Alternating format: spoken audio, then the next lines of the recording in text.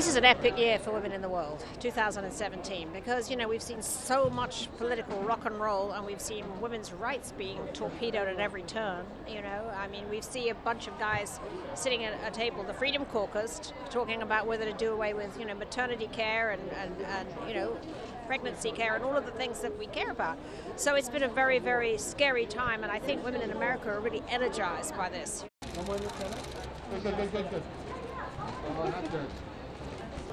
Well, the sexual harassment in the workplace is our number one panel tomorrow morning, and we have a panel tomorrow discussing with Gretchen Carlson, the whole issue of what is happening in sexual harassment, all over America right now. And, Fox News is much in the news for that. We're going to do the...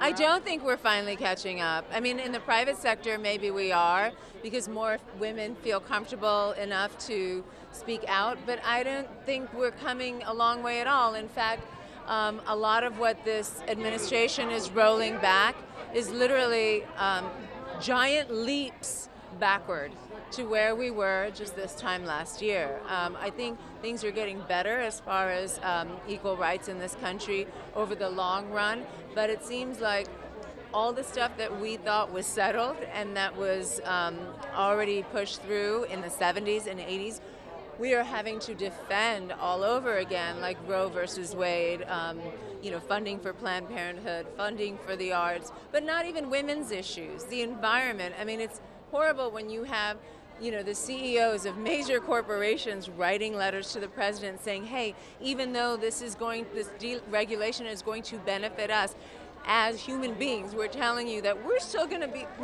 be accountable for the old rules because we think those are right. That gives you an indication of how bad things are. Are you upset? A little bit.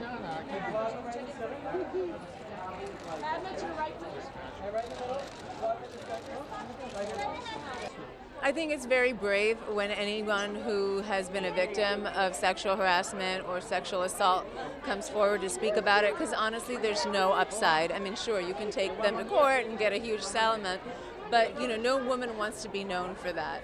And I do think in that sense we're making huge strides, and like everything else, it will come down to money. When Fox realizes that big brands are not going to be spending money on their airwaves, and women purchase most of the items in a household, and when enough women get pissed off, they're going to change their ways. The president defending Bill O'Reilly. Are you surprised? Thank you.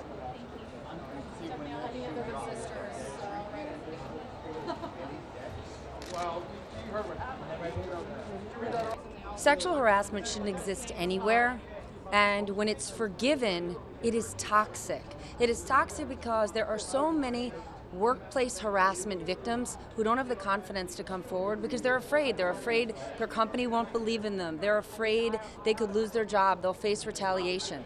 So for all of those women who work at large corporations and they say, hold on, I raised my hand, I made a claim, and this person still persists, that sends a really difficult message. We're in a zero tolerance environment.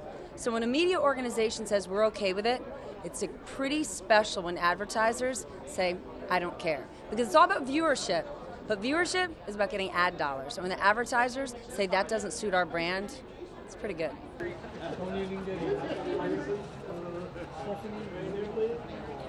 It's a tough one. It's a tough one, and it's really disappointing. It's as a woman, I want to believe in our president. We all do. And when a president, without having any facts, says, I know him, he's a pretty good guy, the message that sends to women, it's tough. It's tough. But guess what? We're here at Women in the World to get together and say we're not going to take it, and we're not.